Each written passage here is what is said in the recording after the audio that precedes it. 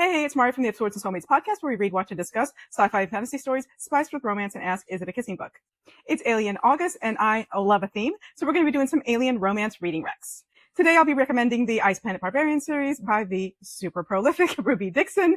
It starts with the titular book, The Ice Planet Barbarians, and there are 21 books. This was first published in 2015, and it just kind of boomed during the pandemic when we all wanted comfort read and escapism. The basic premise is women were kidnapped by bad aliens and then crash landed onto a planet where there are good aliens. And the planet is an ice planet, and there's a lot of like tongue-in-cheek jokes and wit in the whole series and in Ruby Dixon's writing. And so the main character, who's a fan of Star Wars, calls the planet Not Hoth. So for the whole rest of the series and anyone who reads Ice Planet Barbarians, the planet is Not Hoth. So it's an ice planet. There is a race of creatures there. It's a tribe of people who are mainly men. They have very few women. And so you get the whole Mars need women trope. You get miscommunications because they totally different cultures, totally different languages. So they have to figure out how to communicate. This series of story does have like a fated mates insta-love situation. So basically the residents of this planet have a parasitic worm thing inside them called the Kui, and that basically allows them to live in this really harsh planet.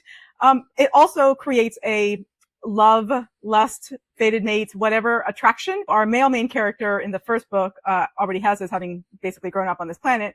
The human female main character then has to make this decision that's kind of scary. So there's a lot of like survival, if you like survival books, surviving in harsh situations, like almost prehistoric situations, like tribal culture. They live together in like caves and travel together. There's migratory, they hunt together, they divide labor, etc.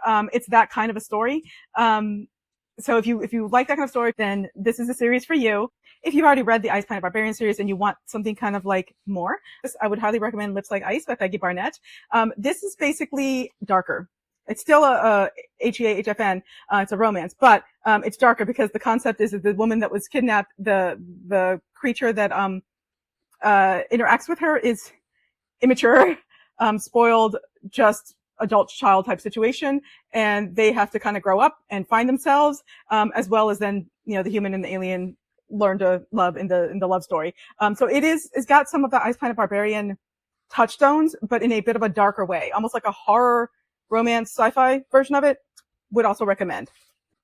And the last thing I'd recommend if you like Ice Planet Barbarians, this doesn't have monster romance, but it is a lot of like the tribal, prehistoric kind of survival culture and story of the tribe. It's Clan of the Cape Bear. Like if you like that aspect of Ice Planet Barbarians and you've not read Clan of the Cape Bear, what are you even doing? Would recommend Jean Eul. It's got that kind of vibes. That's all I got. Keep reading. Bye.